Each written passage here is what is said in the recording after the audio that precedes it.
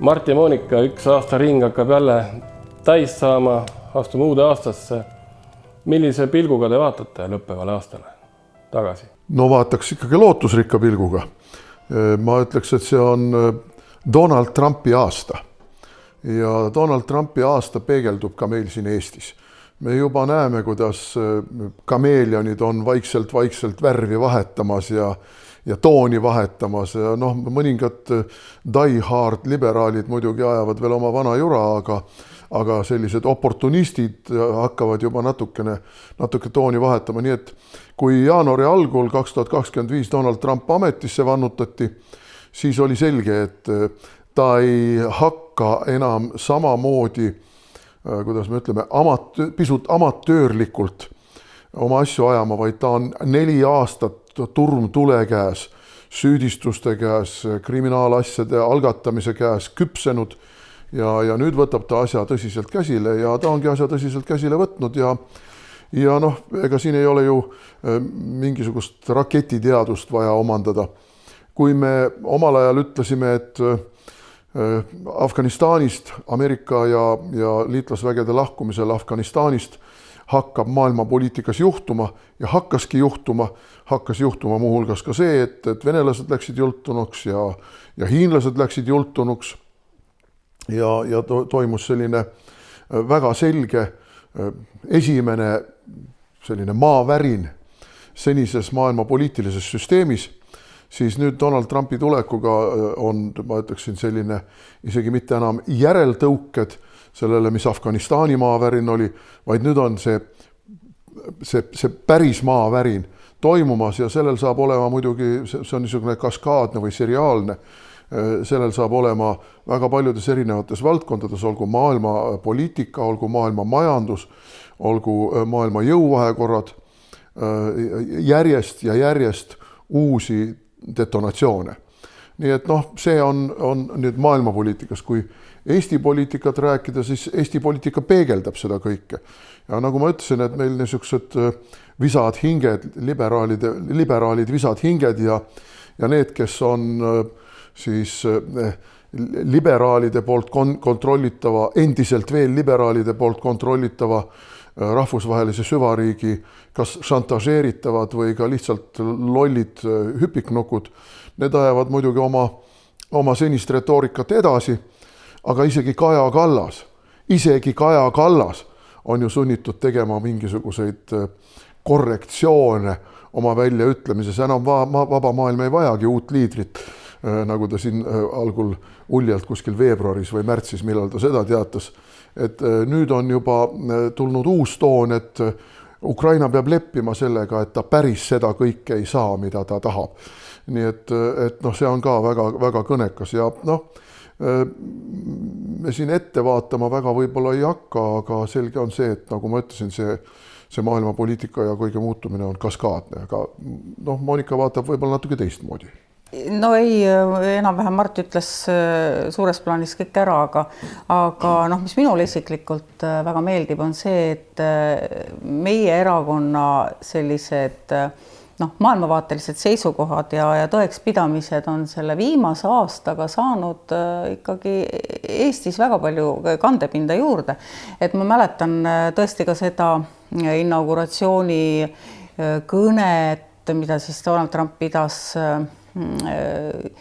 Ameerikas ja mida me siis siin teleka vahendusel saime jälgida, et see hetk, kui ta ütles, et on ainult 2 sugu, mees ja naine, et see oli nagu selline hetk, tagantjärele, kui vaatad sellele aastale tagasi, et tagantjärele võib-olla saadki aru, kui pööraseks oli maailm läinud enne seda, et kas tõesti Ameerika Ühendriikide president peab selliseid asju, mis nagu meile ju konservatiividele on ajast aega ilmselge olnud, et peab välja ütlema ja nüüd siis maailm peab hakkama ümber joonduma, et kui sa nagu mõtled, et kui kaugele ta nagu normaalsusest oli suutnud vahepeal ära hälbida, et me ilmselt ei saanudki sellest päriselt aru, sest et noh, see kõik käis niimoodi tasapisi ja step by step, nagu öeldakse, et selline konna aeglane keetmine ja inimesed nagu hakkasid omaks juba võtma selliseid noh, imelikke vaateid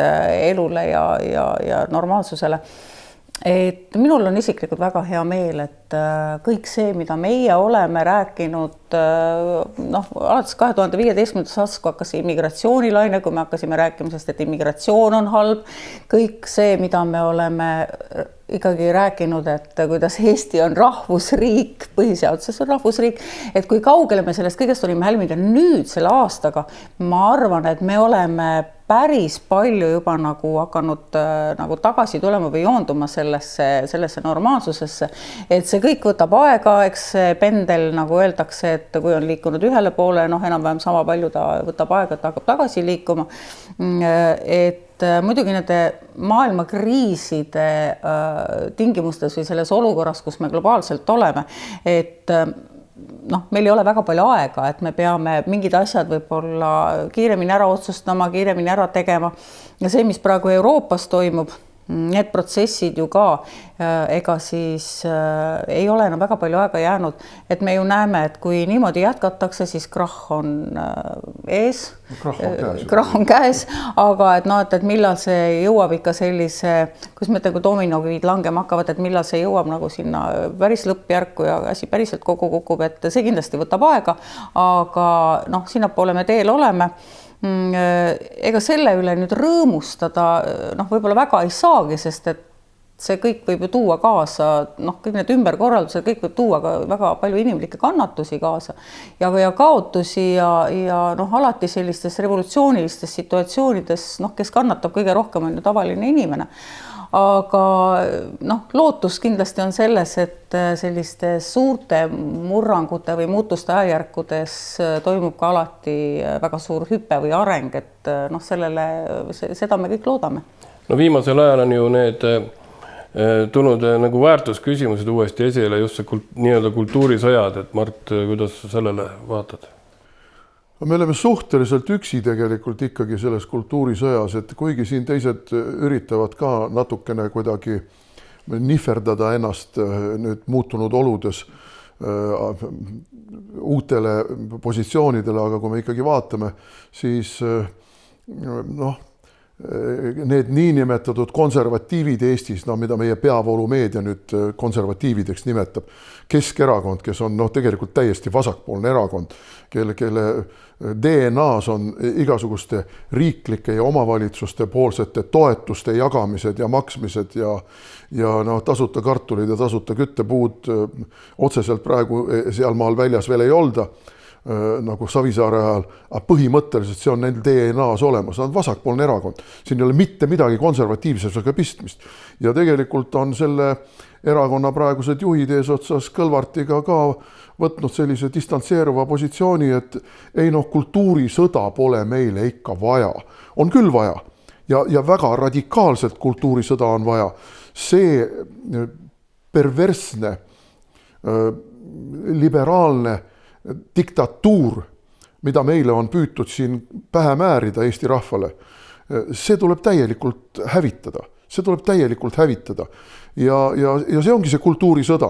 Ja kui ma vaatan, noh, kas või täna hommikul vaatasin, Monikale ka tsiteerisin, kas või meie peavoolumeedia Delfi ja Postimehe artiklite pealkirju, siis käib endiselt mingisugune feministlik moondunud feministlik propaganda, mille sõnum on väga selgelt üks.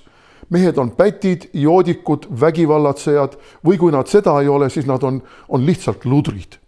Et naised peavad üksi hakkama saama ja naised oskavad pingutada ja naised saavad ilma meesteta hakkama ja mehi pole üldse neile vaja ja võt sellist sõnumit tuleb kogu aeg sellest niisugusest pervofeministlikust meediast meile vastu vahtimist ja see jätkub veel mõnda aega kindlasti.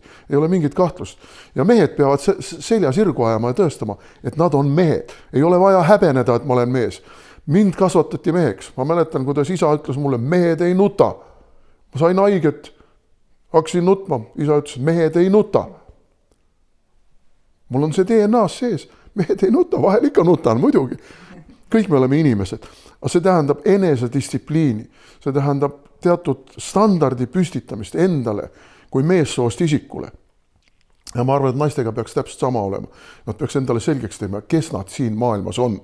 Et nad ei ole mingisugused iseenesest mõistetavad looduse kroonid, kes võivad meeste peal tallata, vaid nad on meeste partnerid.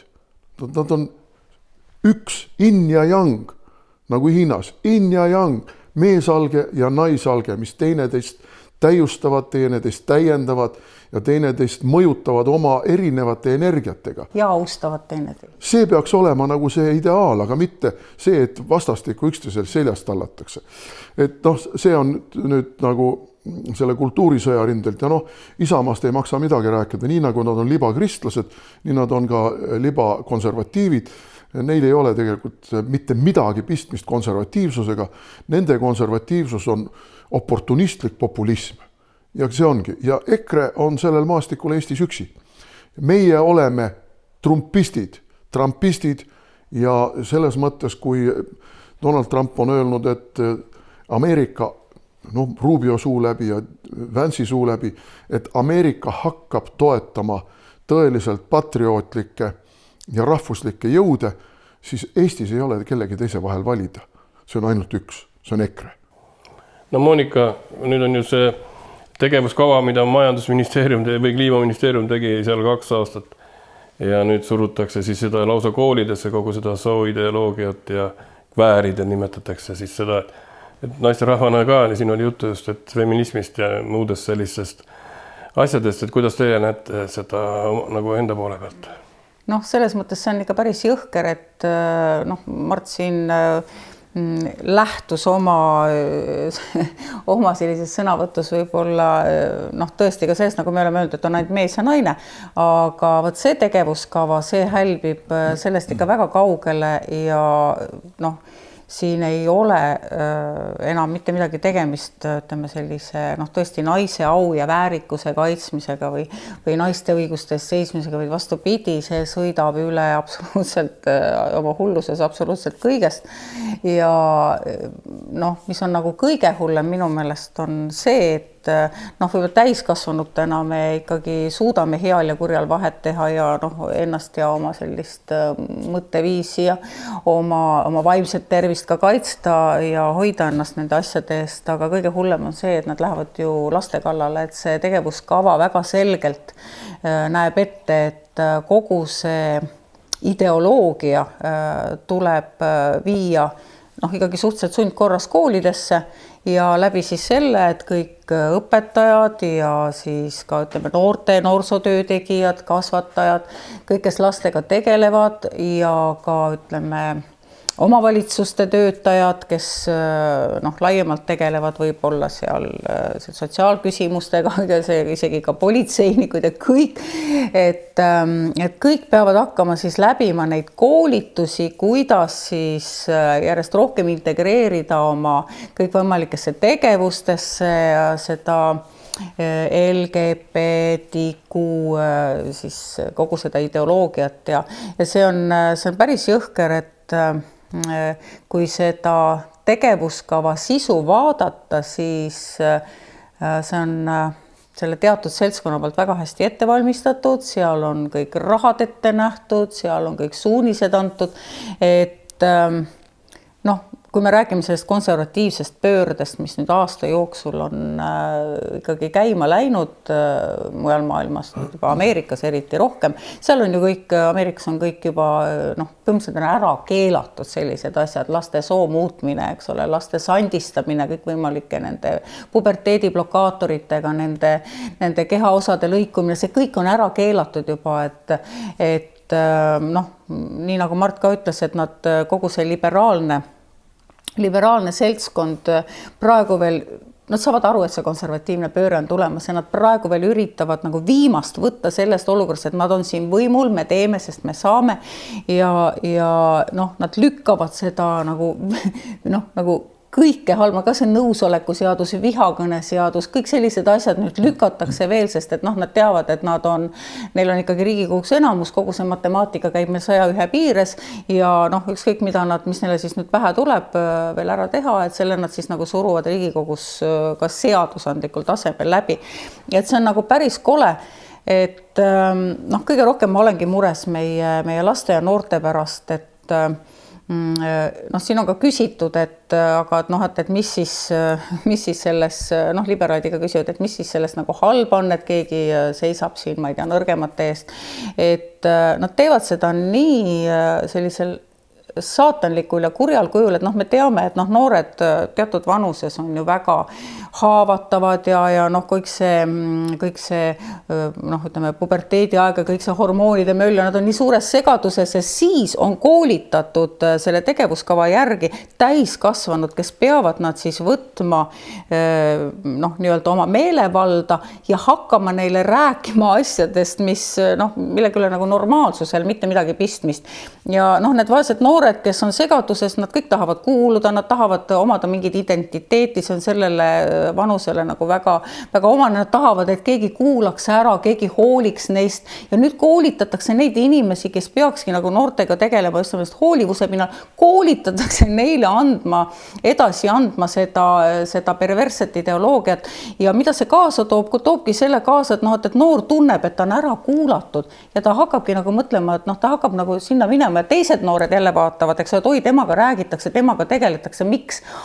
Seal on nagu, ta identifitseerib ennast mingisuguse, kuidas lesbi või gei, ta ei ole ju tegelikult, aga ta võtab siis selle omaks ja võt nagu sellist asja, mujal maailmas see täpselt niimoodi käibki, et mina küll arvan, et kõik vähegi normaalsed inimesed, lapsevanemad ja ma arvan, et ka tegelikult noorsootöötajad ja õpetajad, nad peaks nagu väga-väga mõtlema, et mida nad on tegemas, et see tegevuskava ei ole tegelikult seadus ja ma mõtlen, et kuna me peame täitma ainult seadusi, aga tegevuskava on tegevuskava ja sellel ei ole seaduslikku jõudu, ehk et mina kutsun küll kõiki üles, et kui teile tulevad mingid sellised korraldused, siis väga lihtsalt öelge ei, sest et see kurjus või see kuri, mida tervele põlvkonnale on ette nähtud praegu teha, et palun ärge tehke seda, et te olete vastutavad tegelikult lõpuks selle eest.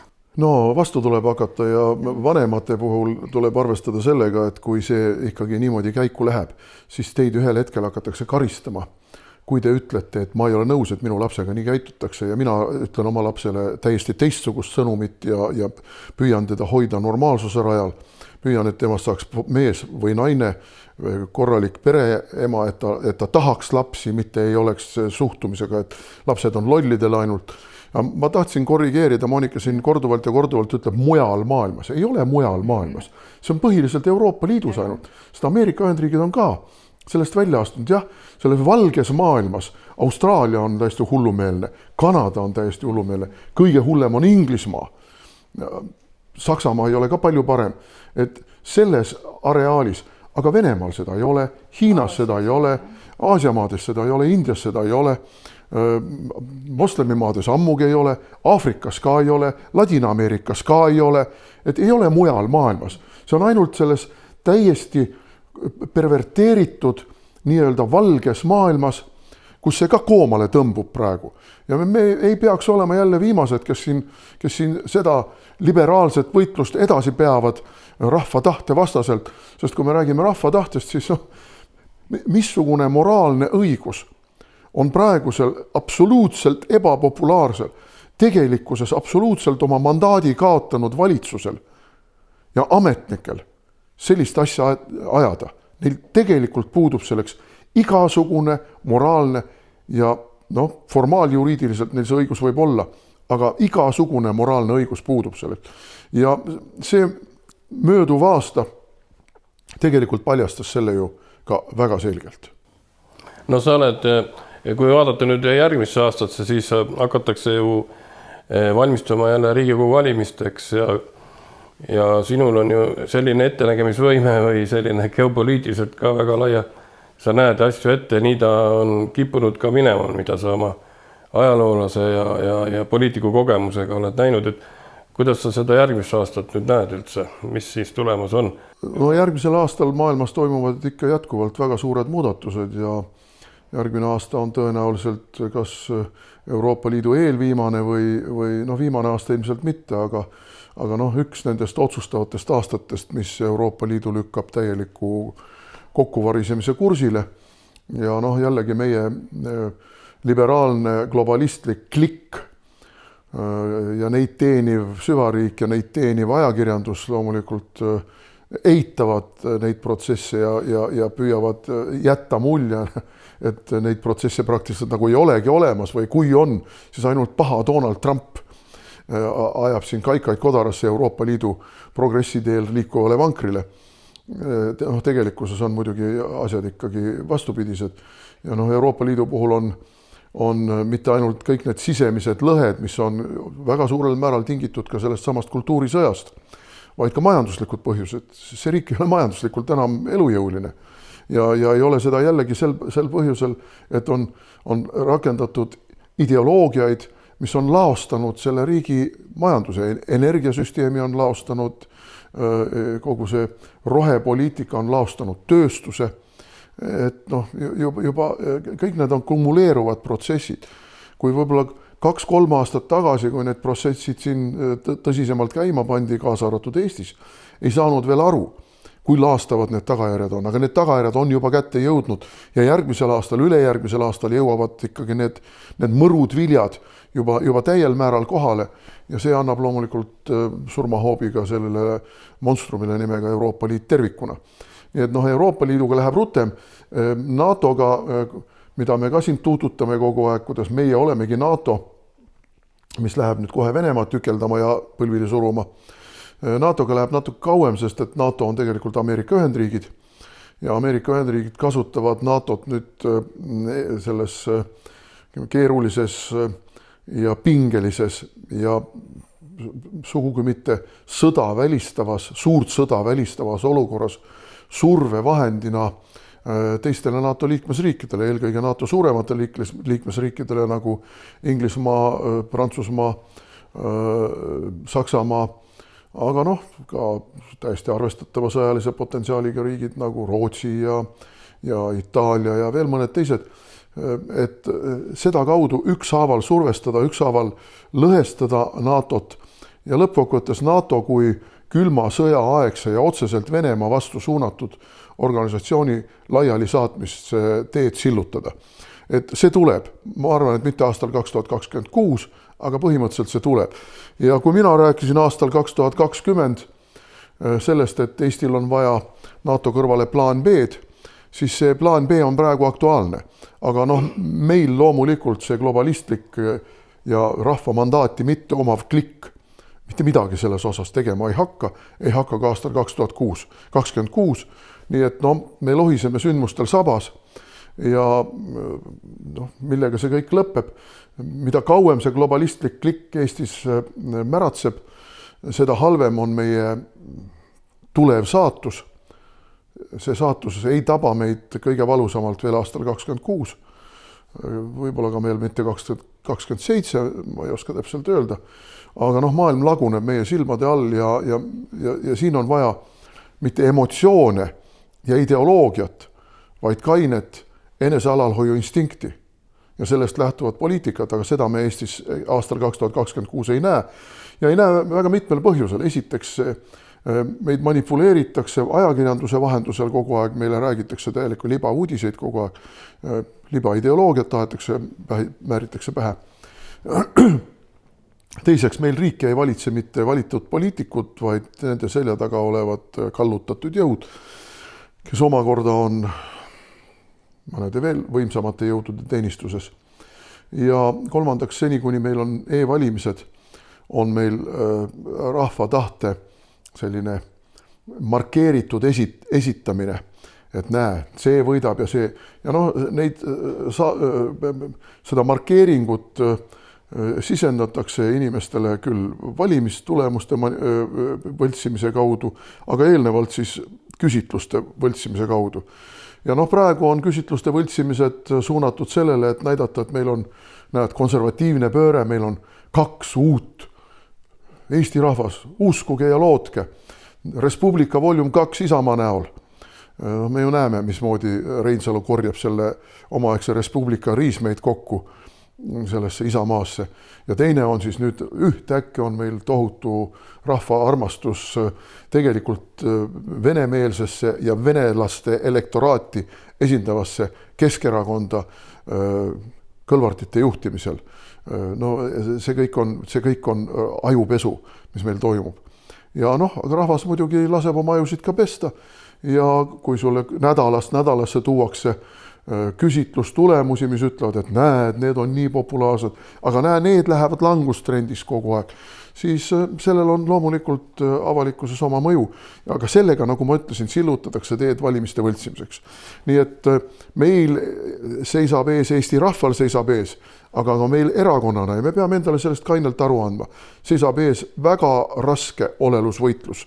Ärme teeme endale illusioone, et kuidagi nipsust lastest äkki kõik pöördub paremuse poole. Ei pöördu. Majanduslik olukord läheb halvemaks. Poliitiline olukord läheb edasi lagunemise ja entroopia suunas. Need seni riiki stabiilsena hoidnud ja juhtinud süvariiklikud struktuurid lähevad omavahel üha enam ja enam purelema. Ja ei suuda isegi seda niisugust ühiskondlikku manipulatsiooni oma stratkommide kaudu sel määral juhtida ja ühes voolusängis hoida nagu senini. Nii et keerulised ajad on ees, aga ikkagi tsiteerime seda sama Lennart Meri ütlust, et olukord on sitt, aga see on väetis tulevikule ja ega siis me oleme korduvalt seda öelnud. Lahendus on EKRE. Lahendus on EKRE, aga on vaja kannatust ja on vaja usku. On vaja usku, lootust ja kannatust. Siin sai mainida nii süvariiki, e-valimisi kui plaan B-d, et see aasta on näidanud tegelikult, et EKRE-l on alati olnud õigus ja see on päris pikk nimekiri, milles on EKRE-l õigus olnud ja millest nüüd hakanud ka peavool tunnistama. Isegi sõna süvariik on juba ajalehtedes täisi tõsiselt, et see on ka sõnum meie toetajatele, et me oleme õigel teel olnud. Ja meie toetajad ei tohi lasta ennast ära hirmutada sellest, et nagu väga halvasti läheb kõik ja mis siis on? Me näeme ju, et praegu põhimõtteliselt peavoolu meedias on meile blokk peale pandud. Meist ei räägita. Ja siis öeldaksegi kuskil siin Meinhard Pulk või keegi mingisugune selline tegelane. EKRE-st ei ole enam midagi rääkida. Kuidas ei ole midagi rääkida? Aga te vaikisite maha selle, et me andsime Istanbuli konventsioonist lahkumise eelnõu Riigikogus. ERR-i erastamise eelnõu andsime Riigikogus sisse. Eesti lipu eelnõu andsime, mis ütleb, et kõikidel ametiasutustel saab olla igal pool ainult üks lipp ja see on Eesti lipp. Aga näe, need tüübid ikka räägivad, kuidas Varro Vooglaid ja EKRE tahavad Eesti lipu asemele Pika Hermanni torni mingit muud lippu. Ei, meie tahame sinimust valget lippu, aga teie tahate Vikerkaare lippu ja NATO lippu ja Euroopa Liidu lippu ja ma ei tea veel, mis lippu. Ja kui tuleb olukord, kus on vaja Vene lipp üles tõmmata, siis teie tõmbate selle üles, aga EKRE hakkab vastu. Monika, mida lisada, et nüüd kui vaadata ka tulevikku ja just valimistele, et just meie toetajatele ikkagi süstida optimismi ja me oleme õigel teel. Ja Mart ütles väga õigesti, et me ei saa kohe kindlasti jääda mingitele loorberitele puhkama, et meil tõepoolest on siin vahepeal läinud ju väga hoogsalt ja väga hästi ja need on olnud nagu sellised ma ütlen sellised nagu vastupanuvõitluse tuuled, aga ma näen ka praegu väga selgelt, Mart ju markeeris ka selle ära, et kuidas kõik on hakanud, kuna praegu on turvaline juba nii-öelda turvaline rääkida mingitest asjadest, mis olid siin tabuteemad veel mõned ajad tagasi ja mille eest võis saada tühistatud ja võis saada meediapeksu ja võis saada sõimu ja ma ei tea, mida kõike veel, et meie oleme seisnud kõik need aastad kõikide nende asjade eest, mis on ikkagi jätnud Eesti veel niigi palju Eestiks, kui me nüüd Eesti oleme. Ja nüüd, kui on nagu turvaline hakata rääkima mingitel teemadel, millele võib-olla siis no ütleme, välismaailmast on ka juba nagu mingi toetus tulemas, et siis jah, Isamaa tuleb ja ajab ka rinnakummi ja siis räägivad nendest samadest asjadest, küll mitte niimoodi hästi niimoodi pehmel viisil ja kõik, et nemad ei ole riiakad konservatiivid, me oleme riiakad konservatiivid, aga nemad ei ole riiakad. Ja, aga me tegelikult ei ole riiakad, vaata, kui sa võitled millegi eest ja kui sa võitled millegi vastu, siis sa peadki tegema seda jõuliselt ja nimetage seda siis, ma ei tea, riiakuseks, neid silte on meile ju kleebitud palju ja palju nüüd kleebitud, aga see on fakt, et need, kes võitlevad, need, kes on alati nii-öelda seal nagu selles lahinguüksuse selles ninas, et need saavad kõige suuremad löögid ju alati enda pihta ja nüüd me olemegi olukorras, kus meie oleme saanud nagu kõik need asjad, mis me oleme välja öelnud sellisel viisil, et inimesed, sa pead ju ütlema neid asju ka nii, et inimesed kuulavad, sa ei saa ju kuskil sussa-vussa niimoodi vaikselt viisakalt kenasti on ja siis keegi ei kuula sind, see ei ärata nagu mingit tähelepanu. Et neid asju hoida fookuses, et neid asju hoida nagu inimeste tähelepanust näidata, et mis asjad on kõik valesti, et seda me oleme kõik need aastad teinud. Ja järgmisel aastal me kindlasti saame näha, kuidas siis need nii-öelda libakonservatiivsed erakonnad, Keskerakond ja Isamaa, järjest rohkem nii-öelda tulevad meie nii-öelda sellele areaali või meie põllule hakkavad neid samu asju rääkima nagu midagi täiesti uut, enneolematut ja pärast tulematut. Ja mina ütlen kõigile ikkagi Eesti inimestele, et palun tuletage meelde, iga kord, kui te kuulete, et jälle keegi seal Reinsalu või tuleb ja hakkab sulle kõmistama, armas Eesti rahvas, siis tuleta endale meelde. EKRE on kõikidest nendest asjadest rääkinud, immigratsioonist, siis nendest kultuurisõja teemadest, meie iseolemise, meie suveräänsuse teemadest on rääkinud alates aastast 2015 ja ka varemgi. Et seda võiksid kõik meeles pidada ja millega minna siis järgmistele valimistele ikka selle sama sõnumiga, et kellel on olnud alati õigus ja kes on olnud kompromissitult valmis võitlema kõikide nende asjade eest, et Eesti jääks tõepoolest Eestiks, Eesti jääks rahvusriigiks ja Eesti oleks nagu päriselt tugev, Eesti oleks päriselt kaitstud ja majanduslik heaolu tuleks, see on EKRE. Mart, aga sa oled öelnud, et ega ajalugu ei käigi mitte spiraali mööda, vaid sinusoidi mööda, et ta tuleb nagu tagasi, aga mitte samale kohale või jälle nagu uuel tasemel. Et ega need asjad ju muutuvad, et täna oleme nagu konservatiivsel lainel justkui, aga mingil hetkel see jälle kõik läheb ja kuidas see nagu muutumine toimub? Seda on selles mõttes võimalik vaadata mitut moodi. On siin sellised väikesed sinusoidid, ütleme väikeste rahvusriikide raames nagu Eesti on, aga on ka siis suured, on üle-euroopalised ja on ka globaalsed. Ja praegu on ju väga selge see, et Ameerika Ühendriigid on see, kes läänemaailma endiselt juhivad. Ja ega Euroopal ei jää lõpuks muud üle, kui teha seda, mida Ameerikast öeldakse. Võivad siin ju punnida need Euroopa liberaalid, kes on, ütleksin niimoodi, et ikkagi Trumpil on ju tuline õigus, kui ta ütleb, et Euroopat juhivad nõrgad liidrid. Mis tugev liider on Macron või Merz või Starmer, oma rahvad ka naeravad nende üle. Nad ei ole mingid liidrid, nad ei ole mingid rahvuslikud liidrid, nad on mingil positsioonil olevad tühised persoonid. Sellised ei juhi mitte midagi. Ja Ameerika sõidab neist lihtsalt üle. See ongi see põhjus, miks praegu Euroopa on sisuliselt kõrvale jäänud ka kogu selle Ukraina küsimuse lahendamisest. Teiega, sõbrad, ei ole võimalik midagi arutada. Teil ei ole positsiooni. Teil ei ole jõudu. Teil ei ole majandust, teil ei ole sõjalist jõudu. Teil ei ole oma rahva poliitilist toetust. Teie riigid on lagunemas. Teie tsivilisatsioon on lagunemas. Te olete ennast üle ujutanud võõrastega, kes teid karistamatult sisuliselt tapavad, sõidavad autodega teie hulka, pussitavad, peksavad matšeetede ja kirvestega ja te ainult registreerite seda. Meenutame, kui mõned aastad tagasi oli see Charlie Hebdo või mis ta oli, eks ole, selle pila ajakirja massimõrv. Oi, kuidas siis marssisid tollane president Hollande, marssisid üksteisel, hoidsid kaenla alt kinni. Me ei alistu kunagi, me ei lase oma suud sulgeda. Nalja teete. Te olete juba alistunud. Teie suu on suletud.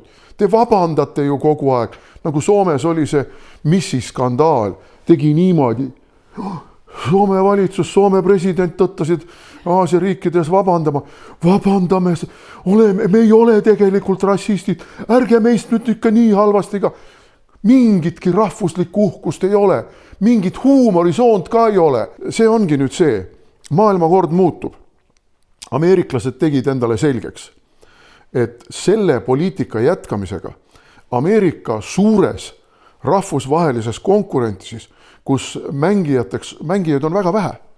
Mängijateks on hiinlased, venelased, hindud ja ameeriklased. Rohkem mängijaid ei ole. Selles kontekstis tuleb ennast kehtestada lääne poolkera Ameerikate näol, tuleb täielikult oma kontrolli alla võtta. See tähendab ka Kanada alistamist, kas otseselt nüüd ühendamist Ameerika Ühendriikidega, see on juba omaette teema, aga Kanada peab olema täielikult Ameerika kontrolli all. Gröönimaa kui geopoliitiliselt, aga ka ressursipoliitiliselt väga oluline piirkond peab olema Ameerika kontrolli all. Ja Euroopa siis, kui ta meiega ei tule, vaadaku ise, kuidas nende venelaste ja hiinlastega hakkama saab. Ja moslemitega ja Aafrika väljarändajatega.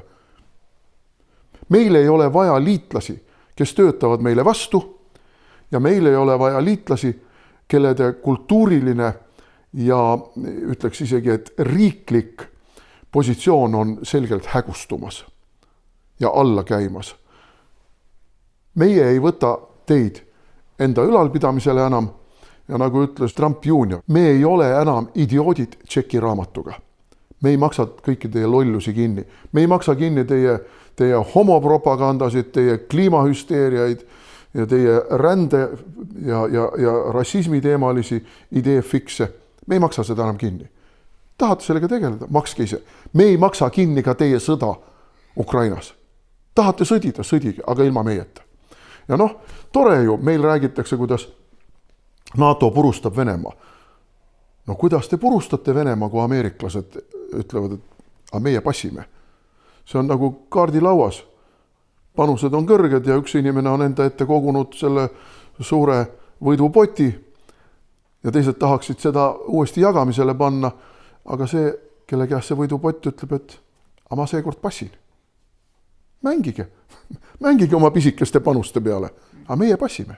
Ja kui maailmast tulla nüüd siia kodu tanumale, siis kuidas teil endal isiklikus elus, et suvel ma kuulsin, et tegid ise oma kätega oranžerii oma kodus seal Lähtru mõisas ja Monika, sina ju kasvatad seal kurke ja tomateid ja kõike, et rääkige, mis teil seal toimus? Ja no kõrvitsaid ma teen siiamaani sisse, et tegelikult meie sellisele isiklikule väikesele poti põllumajandusele oli see aasta tegelikult väga hea aasta, et oli päikest ja oli vett ja oli sooja ja oli kõike. Vett on liiga palju, vett on siiamaani liiga palju.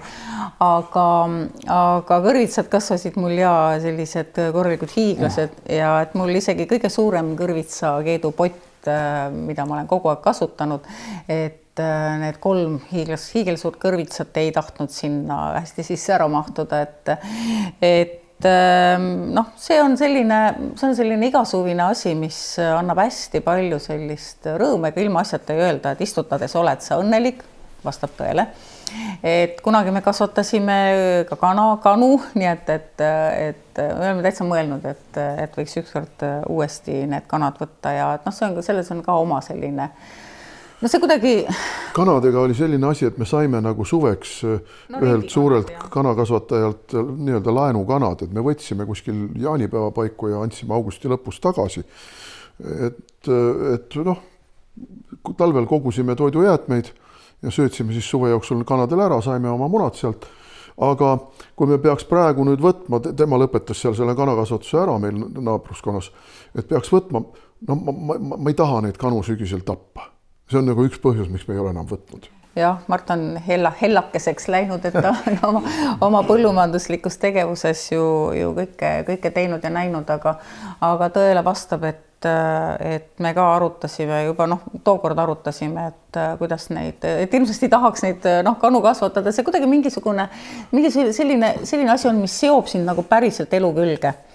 Ja siis me ka mõtlesime, et kas me ostame päris kanad ja siis sügisel külmikusse, aga siis me vaatasime teineteisele otsa, ütlesin, et ei, et meist ei ole kummastki see, et kes need armsad linnukesed siis, kellele viid toitu ja paned nimed ja et me kindlasti ei suuda seda teha, et kui nüüd tulevikus veel kanad võtta, siis ka jääb ainult rendikanade peale, et see on nagu... No ega me ei tea, mis elu toob, ega siis me oleme issanda sulased ja kui issand otsustab ühel hetkel, et sõbrad, ma annan teile nüüd võimaluse pensionile jääda, siis me ei pea neid sügisel tapma. Et siis me saame aasta ringselt pidada, sest et need sooja ruume tekitada, kus neid üle talve pidada on ikka võimalik. Aga see talveaed, mis sa tegid? Aga selle oranžeriiga on nii, et see on nüüd põhimõtteliselt on ta valmis, aga tekkis väike tõrge. Nimelt mul oli üks suur kasutatud kamina südamik, mille ma siis küttekehaks tahtsin paigaldada sinna ja see kamina südamik on paigas, aga mul oli vaja üleminekutorusid korstnasse ja neid Eestis ei olnud võimalik, ma otsisin ja lõpuks ma sain sellise firma kaudu nagu Kaminakoda Tallinnas need Leedust tellida. Nii et nüüd need jupid tulid ära ja nüüd saab need jupid paika pandud, siis saab kütma hakata. Me tellisime ära ka, või õigemini õnnestus meil osta sellised nagu need peenrakastid. Taaskasutusest, jah, et need me paneme siis sinna ka ilusti kenasti ja muld sisse ja põhimõtteliselt on kevadel võimalik hakata toimetama, jah. Kui nüüd jõulud on just olnud ära, see on perekeskne aeg, tuleb see aastavahetus, kuidas te tavaliselt tähistate selliseid sündmusi ja... Et aga aastavahetusena me just siin tütrega rääkisime, et jõulude ajal me oleme nagu terve perega koos, et meil tulevad lapsed, kes on kõik üle Eesti laiali, et kõik tulevad kokku. Aga aastavahetus me oleme olnud ikka tavaliselt kahekesi ja meie tütar, kes on veel Tallinnas elab, et temaga just rääkisime, tema ütles, et ei, no loomulikult ma tulen teie juurest läbi, et ma tahan loomulikult olla koos teiega ja siis me teeme kartulisalatit ja siis vaatame ära telekast kõik need naljasaated ja selles mõttes, et meil on see programm paigas, et meil on nagu nii jõulud kui aastavahetus on olnud ikkagi sellised omaette olemise, mitte peod ei saagi öelda, vaid omaette olemise sündmused, et me ei ole kunagi käinud aastavahetused ka kuskil väljas pidamas, ei ole ju. Ei ole jah, kuidagi ei taha. Seda suhtlemist on seoses poliitikaga nagu nii väga palju.